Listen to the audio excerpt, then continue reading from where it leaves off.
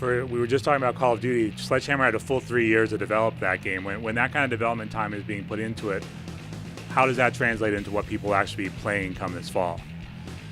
Well, yeah, they've invested a lot. I think you could see it in the demo, just like how many things are going on, how, evolutionary it really it is. I think Phil Spencer, or the head of Xbox, when he introduced the game, he talked about, the folks at Sledgehammer were really ushering in a new era for Call of Duty. And I think that demo was illustrative of that. There's just so many different moves, so many different, weapon types, and the like that are powered by hardware like Xbox One that are going to bring the customers, in particular gamers, just so many exciting new ways to play games. And I think I was looking around the crowd while that demo was playing, and I think people were just like, wow, this thing is really intense, it's really intense. So I think it's going to be a great game this holiday. As you look at next generation and heading into the second holiday, a lot of focus has been on the graphical fidelity of these games, but what do you feel, even at this early point, is defining next generation gaming versus what we've seen in the past?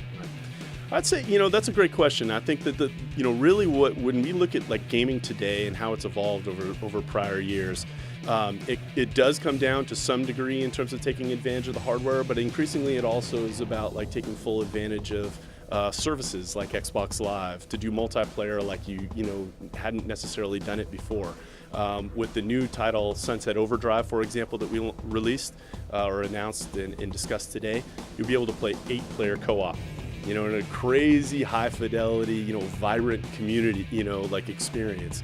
And that ability to take, local graphics, cloud processing power, multiplayer, a lot of the titles that we saw today will be available with dedicated servers on Xbox Live. That's something that we've always really invested in. That combination, combined with all the creativity that the developers have, is what's going to give customers something really like exceptional this holiday. Speaking of 8-player, you guys also support that on the actual console itself, and it at Xbox was actually talking about games that will be coming out. What are your thoughts on the creativity we're seeing from indie developers? Yeah, we talked about gave an update on the ID at Xbox program today. That's something we're obviously very committed to. We showed a whole host of games that are coming this holiday. Several of them got applause from the crowd as well. I think people are just very excited about having those on the program. So what we've been working on with the program is we have thousands of developers interested in leveraging this program to deliver games on Xbox One, and we're really committed to doing a great job with them to bring all those great games to our customers this holiday and beyond.